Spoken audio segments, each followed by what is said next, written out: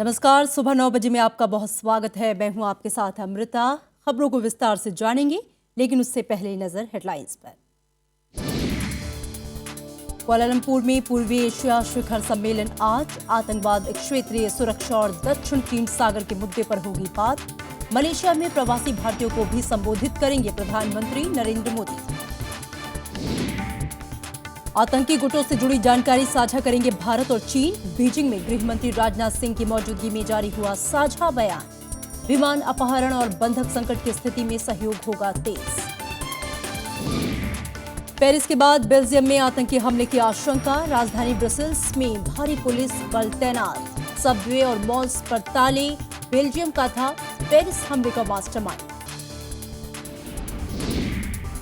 गुजरात के नगर निगम चुनाव में मतदान शुरू। पटेल आंदोलन के बाद पहला चुनाव। बीजेपी की बड़ी परीक्षा।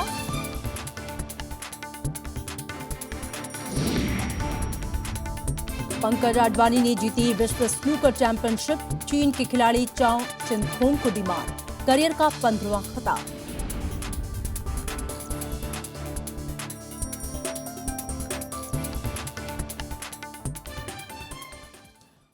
मलेशिया में आज कुआलालंपुर घोषणा पत्र पर हस्ताक्षर हुए हैं। प्रधानमंत्री नरेंद्र मोदी भी इस ऐतिहासिक क्षण के गवाह बने। घोषणा पत्र में आसियान आर्थिक समुदाय बनाने की बात है।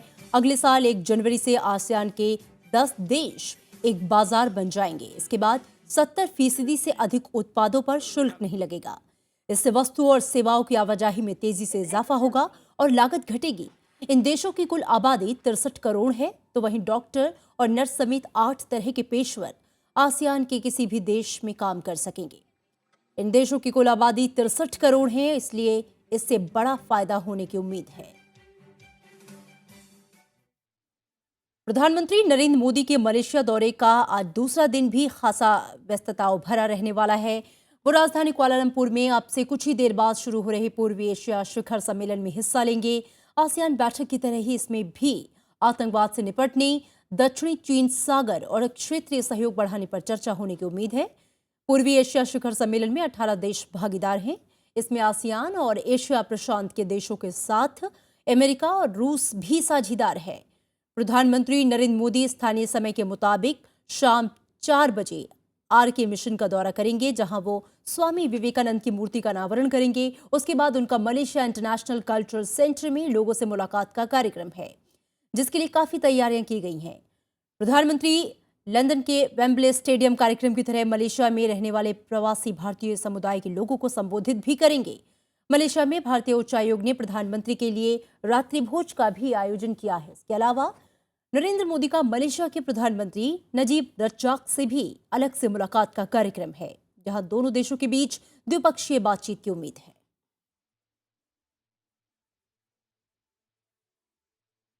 आसियान देशों ने भारत के साथ 2025 तक $200 अरब व्यापार का लक्ष्य रखा है।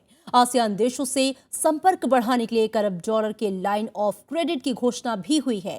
13वें भारत आसियान सम्मेलन में प्रधानमंत्री नरेंद्र मोदी ने दक्षिण चीन सागर समेत तमाम क्षेत्रीय मुद्दों को शांतिपूर्वक तरीके से हल करने पर भी जोर दिया। उन्होंने आतंकवाद के खिलाफ आसियान देशों से सहयोग बढ़ाने की अपील की। भारत आसियान शिखर सम्मेलन में प्रधानमंत्री नरेंद्र मोदी ने आतंकवाद को दुनिया के सामने सबसे बड़ी चुनौती करार दिया है। उन्होंने इससे निपटने के लिए आसियान देशों के साथ सहयोग बढ़ाने का आह्वान किया। Terrorism has emerged as a major global challenge that affects us all here, and we should see how we can enhance our cooperation at the regional and international level, including through support for adoption and comprehensive convention on international terrorism. प्रधानमंत्री मोदी ने ASEAN के 10 सदस्य देशों के साथ समुद्री सुरक्षा, समुद्री लुटेरों से निपटने समेत मानवीय और प्राकृतिक आपदा राहत जैसे क्षेत्रों में सहयोग के लिए खास योजना बनाने का सुझाव दिया। नरेंद्र मोदी ने कनेक्टिविटी को खुशहाली का साझा रास्ता बताते हुए आसियान देशों के साथ संपर्क बढ़ाने के लिए $1 अरब के लाइन ऑफ क्रेडिट की घोषणा की। भारत, म्यांमार, थाईलैंड त्रिपक्षीय हाईवे परियोजना के 2018 तक पूरा होने की उम्मीद जताई गई है। उन्होंने भारत आसियान विज्ञान और प्रौद्योगिकी विकास कोष को 10 लाख से बढ़ाकर $50 लाख करने का भी ऐलान किया। भारत ने शोध और विकास के लिए साझा इनोवेशन प्लेटफॉर्म बनाने की इच्छा भी जाहिर की। प्रधानमंत्री मोदी ने दक्षिण चीन सागर समेत सभी क्षेत्रीय विवादों को शांतिपूर्ण तरीके से हल निकालने पर जोर दिया। India hopes that all parties to the disputes in the South China Sea will abide by the guidelines on the implementation of the declaration on the conduct of parties in the South China Sea and redouble efforts to early adoption of the code of conduct on the basis of consensus. वहीं ASEAN कारोबार और निवेश सम्मेलन में प्रधानमंत्री नरेंद्र मोदी ने निवेशकों को बड़े पैमाने पर निवेश का न्योता दिया। नरेंद्र मोदी ने कहा कि पारदर्शी कर व्यवस्था की दिशा में सरकार तेजी से आगे बढ़ रही है। प्रधानमंत्री ने इस साल के अंत तक व्यापक राष्ट्रीय बौद्धिक संपदा अधिकार नीति लाने की उम्मीद जताई।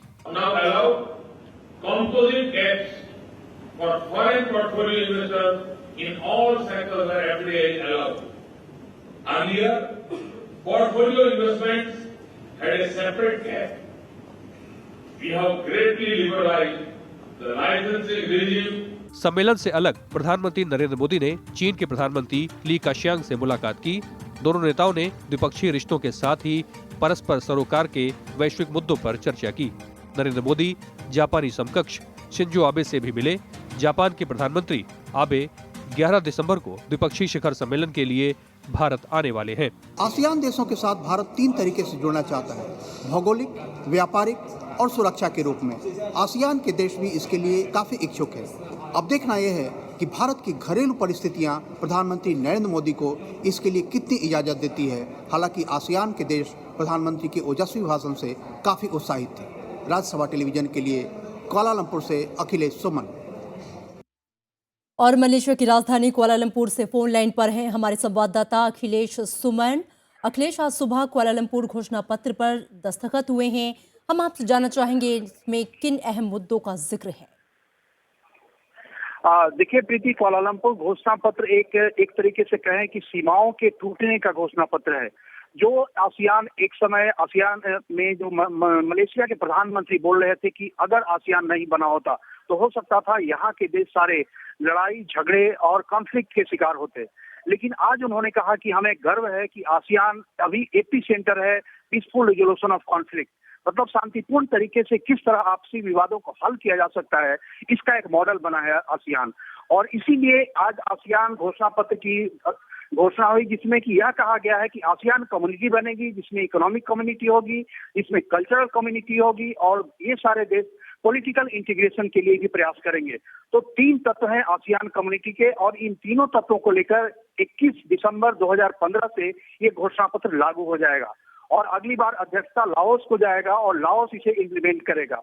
तो समझ सकते हैं कि पूरी दुनिया में एक तरह का उदाहरण बना है। जिस तरह से सार्क हमारा पीछे चला जा रहा है, कोई व्यापार नहीं, कोई बातचीत नहीं, झगड़े, लेकिन आसियान के छोटे छोटे देशों ने अपने आप को इस तरह संगठित किया है कि वे एक उदाहरण बन गए हैं।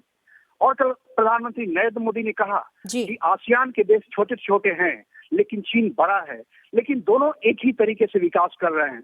तो उनके कहने का मतलब यह था कि छोटे देश भी विकास कर सकते हैं अगर आपस में सहयोग की भावना हो। जी प्रीति।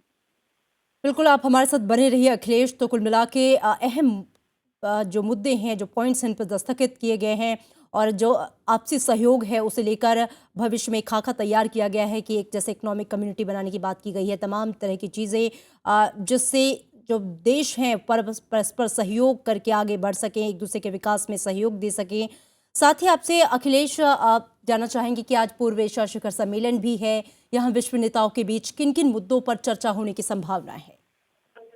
देखिए अमृता, पूर्व एशिया शिखर सम्मेलन एक ऐसा सम्मेलन है जिसमें बड़ी ताकतें यानी अमेरिका, रूस, चीन और भारत, ये चारों हैं। इसके अलावा साउथ एशियन कंट्री के जो नेता हैं वो रहेंगे और ईस्ट एशिया कंट्रीज के नेता रहेंगे।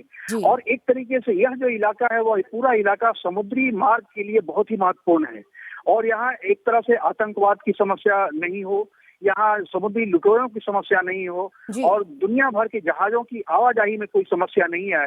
इन सारे मुद्दों पर यहाँ बात होगी। और खास करके एक साउथ चाइना सी का मामला है जिस पर चाइना अपना दावा करता है और जी। दक्षिण एशिया के कई देश अपना दावा करते हैं। तो यह जो एक कॉन्फ्लिक्ट है, यह जो एक मतभेद है इन देशों के बीच में, उन मतभेदों को भी शांतिपूर्ण तरीके से हल करने की बात होगी। और सबसे अच्छी बात यह है कि चाइना के प्रधानमंत्री ली केचांग खुद इसमें मौजूद रहेंगे और प्रधानमंत्री नरेंद्र मोदी भी इस बात को उठाएंगे, राष्ट्रपति ओबामा भी इस बात को उठाने वाले हैं और उसके प्रधानमंत्री किस तरीके से इस मामले को लेते हैं, यह एक बहुत ही दिलचस्प मामला होगा क्योंकि रूस और चीन के बीच में आजकल इन दिनों तालमेल काफी बढ़ा हुआ है और देखना यह दिलचस्प होगा कि रूस इस पर किस तरह की लाइन लेता है। बहुत शुक्रिया हमसे बातचीत करने के लिए अखिलेश सुमन आपका। पेरिस जैसे आतंकी हमले की आशंका के बाद बेल्जियम में सुरक्षा कड़ी कर दी गई है। राजधानी ब्रसेल्स के मुख्य चौराहों पर हथियारबंद जवान तैनात हैं। सबवे को बंद कर दिया गया है। दुकानों और मॉल्स पर ताले लगे हैं। बेल्जियम में खतरे के स्तर को बढ़ाकर 4 कर दिया गया है। इसका मतलब यह है कि देश में आतंकी हमले की आशंका है। कल ब्रसेल्स में कैबिनेट की आपात बैठक हुई। इसके बाद से यह फैसला किया गया। पेरिस हमले का संदिग्ध मास्टरमाइंड अब्देल हामिद अब्बाउद बेल्जियम का ही था। वहीं पेरिस में हमला करने वाले एक संदिग्ध के बेल्जियम में घुसने की आशंका है। ब्रसेल्स में पेरिस हमले के बाद 3 लोगों को गिरफ्तार किया गया है। इनमें से एक संदिग्ध के घर की तलाशी के बाद हथियार मिलने का भी दावा किया गया है।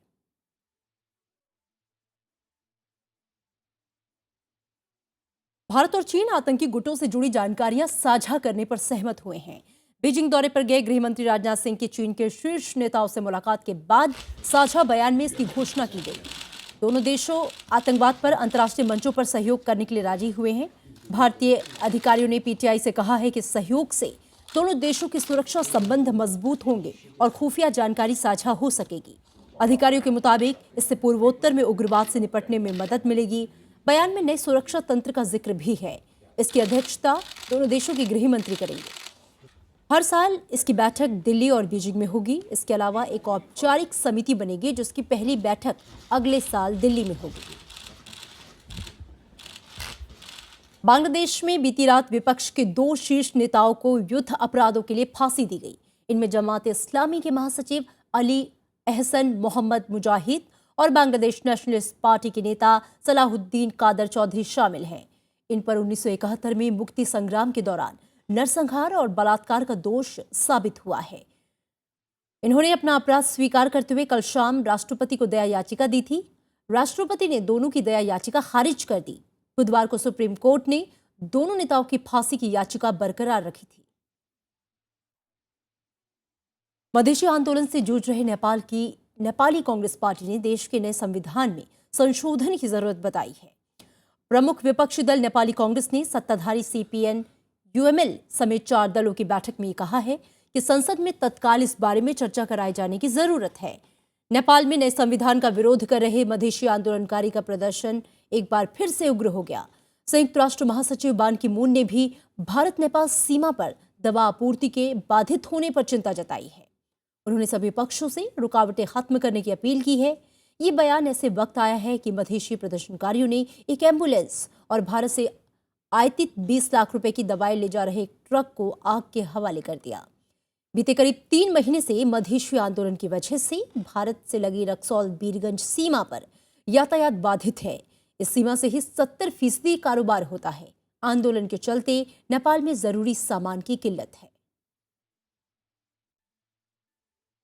मालदीव ने देश की ताजा स्थिति के बारे में भारत को जानकारी दी है। मालदीव के विदेश मंत्री दुनिया ममून ने कल दिल्ली में विदेश मंत्री सुषमा स्वराज से मुलाकात की।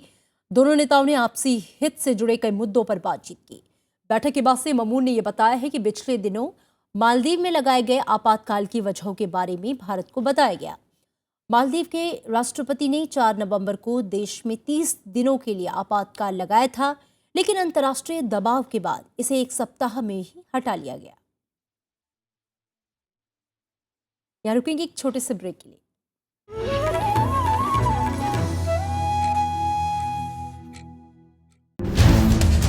Angkor Wat in the ancient land of Cambodia, one of the largest temples in the world, ruined by invasion and war. It is then that this temple complex of Angkor Wat became desolate, it got abandoned, it was taken over by the French colonizers, and finally it was taken over by the Buddhist monks. India's restoration diplomacy has reaffirmed the civilizational links. We share the common heritage of Buddhism and other historical sites. Watch Angkor Wat, a shared heritage, on Rajya Sabha television.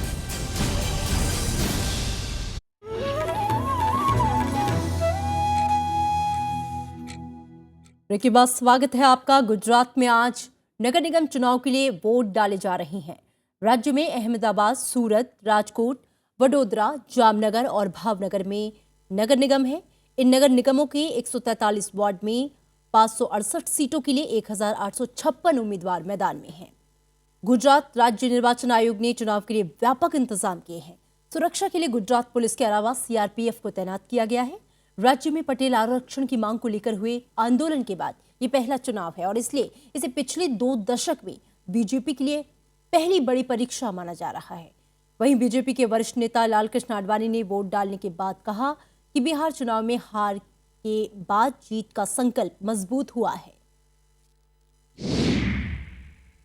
मैं देख रहा हूं कि उसके कारण हमारे यहाँ पर चेतना और बढ़ी है और कोई कसर न रहे, इसका संकल्प हुआ है और वो संकल्प अभी के जो कॉरपोरेशन के चुनाव हैं उनमें प्रकट होगा।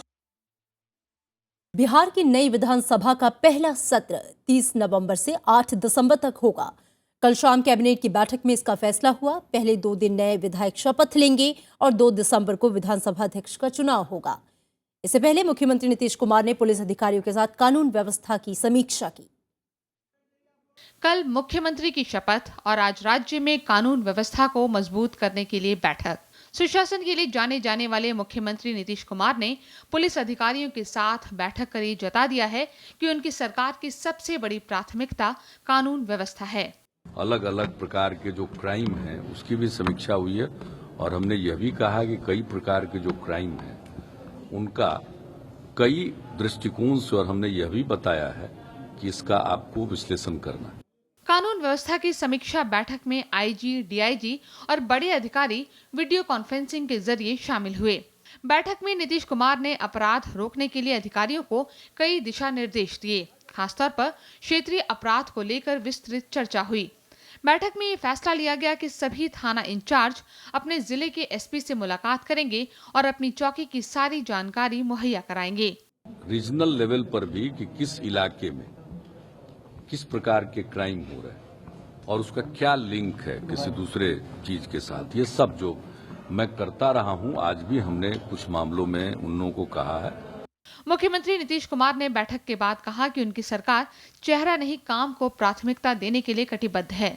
Bureau report, Rajya Sabha TV. Punjab के उप मुख्यमंत्री सुखबीर सिंह बादल राज्य के विपक्षी दलों की शिकायत लेकर राष्ट्रपति से उन्होंने मुलाकात की। उन्होंने विपक्षी दलों पर राज्य में कानून व्यवस्था बिगाड़ने का आरोप लगाया। उप मुख्यमंत्री सुखबीर सिंह बादल के आरोपों का जवाब देने कांग्रेस की तरफ से अजय माकन सामने आए। उन्होंने राज्य की बदहाली के लिए राज्य की अकाली बीजेपी सरकार को जिम्मेदार बताया।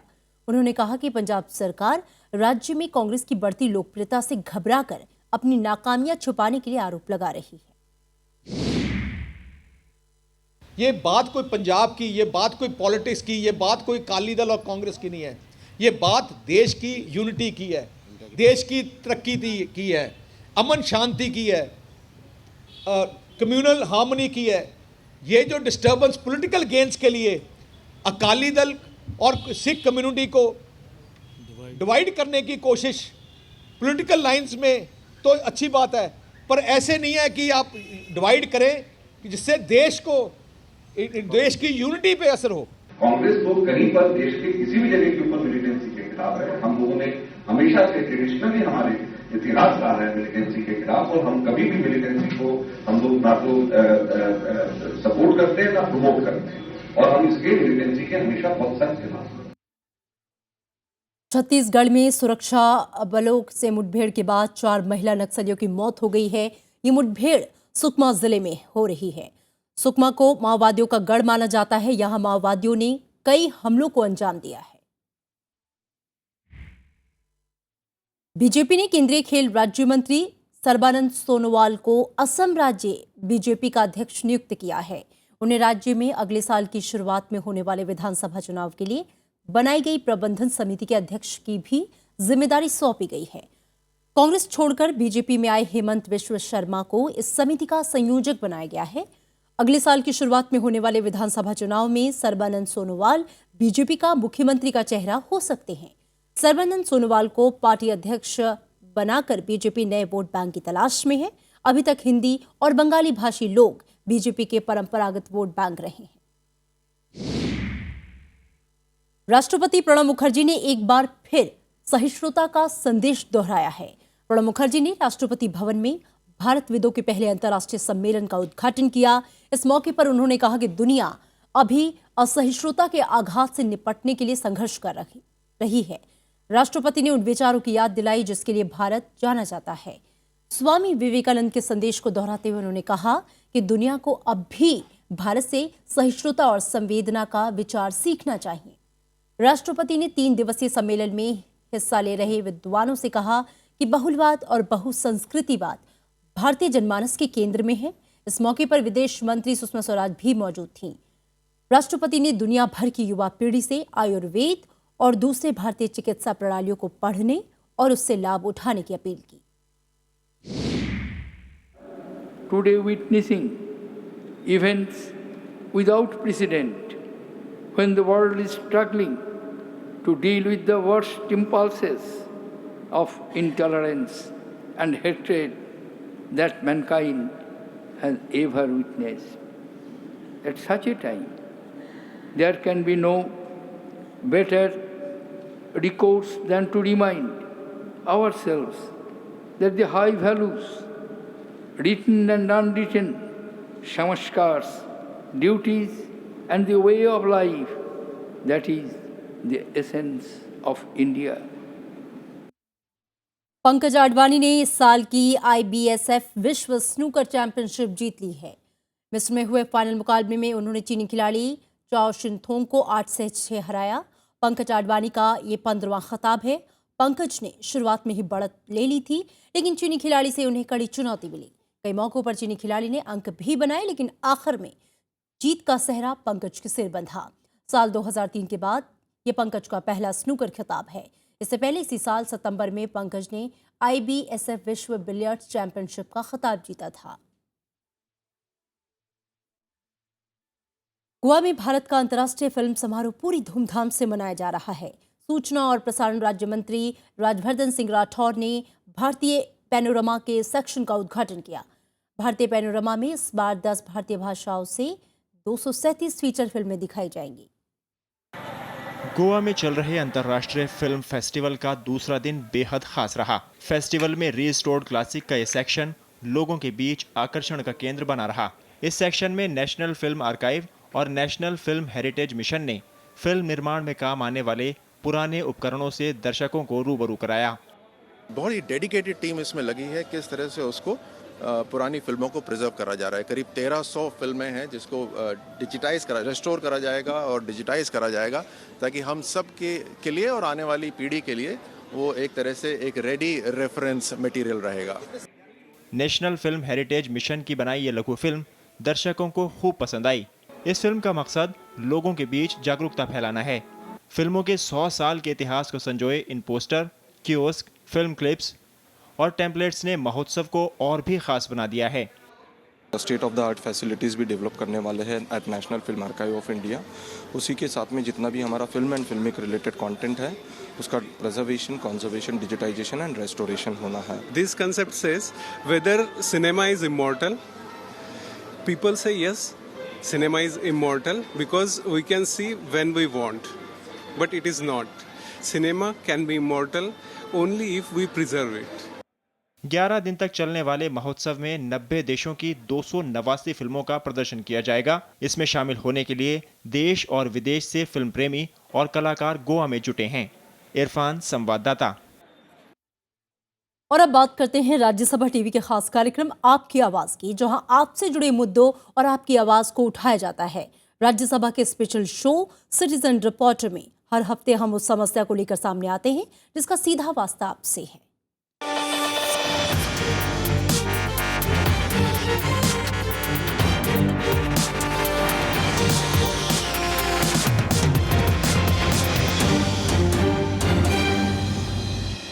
आज का मामला किसानों से जुड़ा है। वो किसान जो दिन रात पसीना बहाते हैं, मेहनत करते हैं, फसल उगाते हैं, देश का पेट भरते हैं, लेकिन खुद अपने खून पसीने की कमाई की पाई पाई बचाने के लिए जद्दोजहद कर रहे हैं।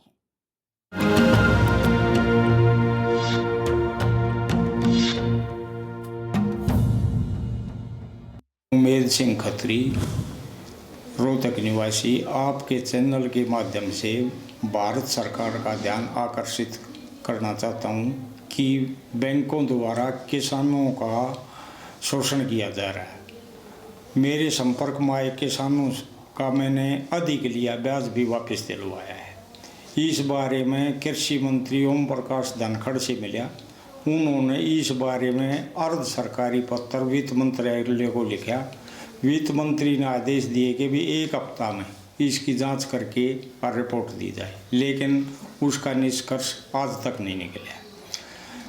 ब्याज के अतिरिक्त प्रोसेसिंग फीस हर किसान से हर वर्ष डेबिट की जा रही है, जबकि सभी प्रकार के लोन के ऊपर मात्र 1 बार प्रोसेसिंग फीस ली जाती है। तो ये किसानों के साथ सरासर अन्याय होता प्रतीत हो रहा है।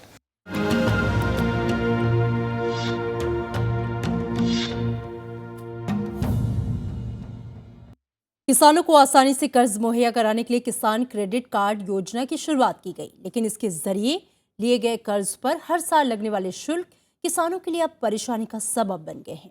खराब मौसम से भी किसानों को जूझना पड़ता है। मौसम और कर्ज की दोहरी मार से किसान बेहाल हैं और अब वो चाहते हैं कि हर साल कर्ज पर लगने वाले शुल्क को खत्म किया जाए।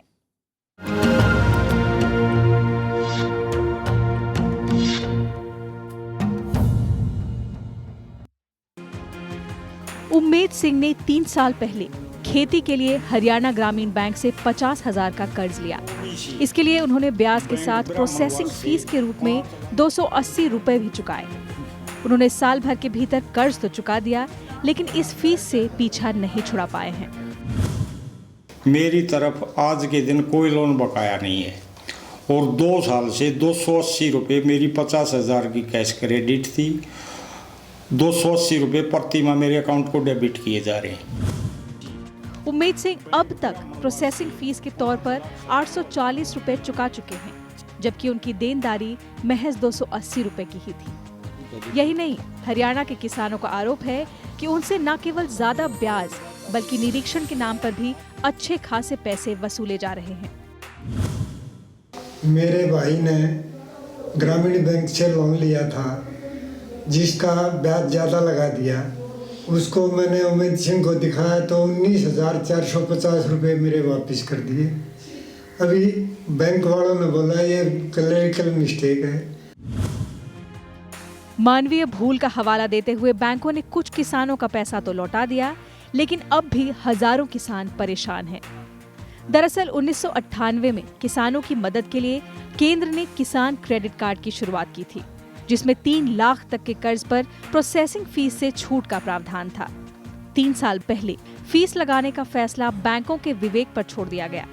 इस सिलसिले में एक RTI भी डाली गई, जिसके जवाब में पता चला कि ऐसे शुल्क लगाकर हरियाणा ग्रामीण बैंक ने 2013-14 में 10 करोड़ से ज्यादा की कमाई की।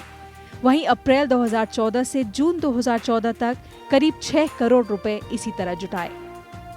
RBI ने साफ निर्देश दिए हैं कि बैंक प्रोसेसिंग फीस को आय का जरिया ना समझें। किसान सवाल कर रहे हैं कि उनकी मदद के लिए शुरू की गई योजना में इस तरह के नियम जोड़कर उनका बोझ बढ़ाना कितना सही है।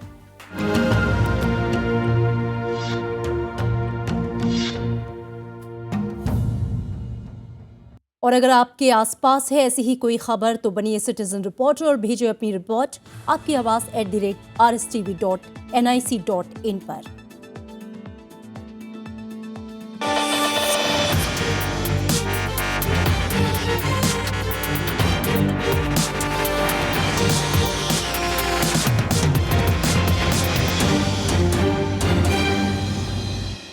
खबरों में इतना ही और चलते चलते नजर हेडलाइंस पर। कुआलालंपुर में पूर्वी एशिया शिखर सम्मेलन शुरू। आतंकवाद, क्षेत्रीय सुरक्षा और दक्षिण चीन सागर के मुद्दे पर चर्चा। मलेशिया में प्रवासी भारतीयों को भी संबोधित करेंगे प्रधानमंत्री नरेंद्र मोदी। आतंकी गुटों से जुड़ी जानकारी साझा करेंगे भारत और चीन। बीजिंग में गृह मंत्री राजनाथ सिंह की मौजूदगी में जारी हुआ साझा बयान। विमान अपहरण और बंधक संकट की स्थिति में सहयोग होगा तेज। पेरिस के बाद बेल्जियम में आतंकी हमले की आशंका। राजधानी ब्रुसेल्स में भारी पुलिस बल तैनात। सबवे और मॉल्स पर ताले। बेल्जियम का था पेरिस हमले का मास्टरमाइंड। गुजरात के नगर निगम चुनाव में मतदान शुरू। पटेल आंदोलन के बाद पहला चुनाव। बीजेपी की बड़ी परीक्षा।